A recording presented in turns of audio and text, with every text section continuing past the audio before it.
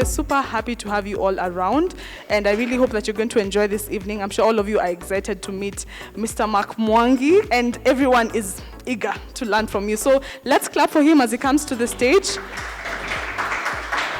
So, Mark Mwangi, I'm born and raised here.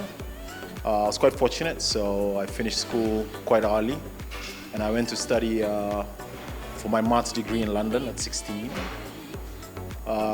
Unfortunately, my dad passed away, and the school fees, international school fees, are quite high. So to pay my fees, I started driving a truck at night.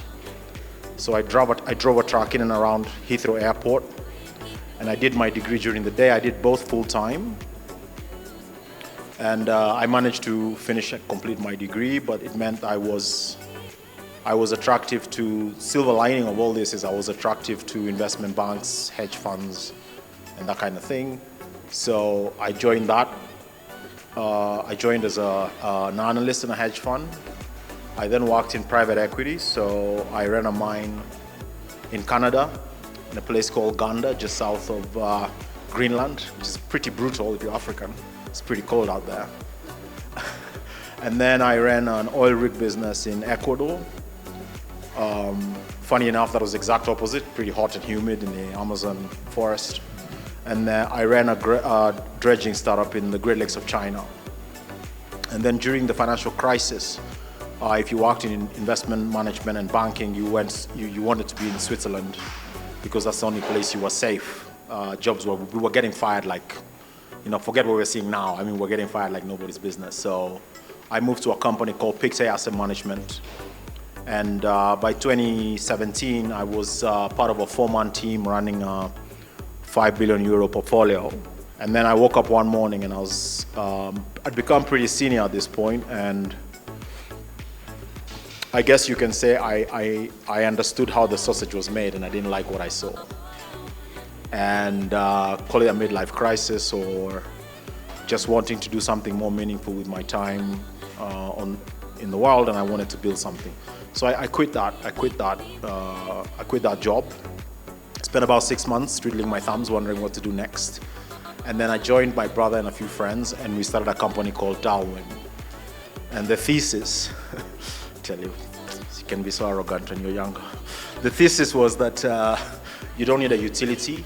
You can just use AI to connect all the gas majors to consumers directly. And we actually made it a tool, and it worked. But then when you'd go to see Statoil, Shell, all these guys that say to you, this looks amazing, why don't you come back for our tech day in 2023? You just didn't have the staying power. This is back in 2018 at this point. And so we thought, okay, great. We'll take this and let's go to Kenya where people know we can have more access to business in Kenya because we're Kenyan, and we'll try and sell this to insurance companies for some other reason. We weren't sure what we were going to do. So we came home and we went to all the big insurance companies trying to convince them to connect to this thing, how it can help streamline their data. And in that process, I met a friend in the cement business, a family friend of mine in the cement business, and I noticed the gap in the trucking market. And initially, it showed itself up as middlemen, broker, right? So you can have up to 3 between a transporter and a cargo owner. And basically, you call the first one for a truck, he doesn't have one, so he calls the second one, who might not have one, and then he calls the third one, and they each take a cut. So, they can take quite a bit of the cost of transport. Additionally, if something happens, you now have like I guess we used to call it Chinese telephone in school, where you're calling 3 people to find out who stole my load or where did my load go. And for the driver, it's particularly painful because he gets half his payment when he loads, and then when he finishes, he comes back to try and get the other half. But then it's really difficult to do if you don't know who all the 3 people are, and a lot of the time they get away with. And then there's also misinformation and all sorts. So the idea of Amitruck came up, where we could try and connect the cargo owner directly to the transporter using tech. And we also introduced a pricing mechanism, so the drivers can bid for work on the platform, the customer can participate. So we were trying to replicate what happens on the street online. And in March of 2019, we launched the app. I still remember we did 2,400 bob in revenue in March of 2019. And we were sending each other emails just to make sure, it works. and trying to, call me, let me see if my phone works. It was quite a common thing in March. And then, and actually I still remember the first customer. There's a young lady moving house from Pangani to Thika. And then after that, we just sort of got into it, and slowly the business built up. Today we do maybe almost 1,000 vehicles a day. Those vehicles are making 70-odd thousand to 100,000 deliveries. Okay. So I think before we get to the audience, as a business person, when you get to a point where you actually go into fundraising, people don't really, I feel like there's usually a lot of glamour around fundraising, and there's so many things that people don't tell. What are some of the things you can tell people who are here and are probably thinking about getting? Yes. I think if you go into your first and second investment rounds thinking this is going to be hell, then you'll be fine. If you go in thinking I'm going to present to 3 people and then they're going to buy the case, it's not going to happen. And if you think about it, if you are in Silicon Valley, ex-Oxbridge, ex-Ivy League University, great idea, loads of traction, your chances of funding are sort of 2 to 3%. So throw in Africa, throw in no data, throw in some biases, and you can see how many investors you need to approach. So yeah, but there's a lot of tricks and things I've learned along the way. Research your investors really carefully. Make sure they invest in your region. Make sure they invest in your type of technology and your type of sector. Make sure they haven't invested in a competing business. And then just find other founders and get introduced. And spend some time on Upwork, get a designer to look at your deck and make it look as good as possible. So yeah, funding is not easy, but it can be done. Hello, I'm Rio from Japan. I work for investing arm for a blockchain company here in Nairobi. Could you tell me some of the things that investors or VC did for you, which helped you, or which was valuable for you other than giving you fund? Yeah, absolutely.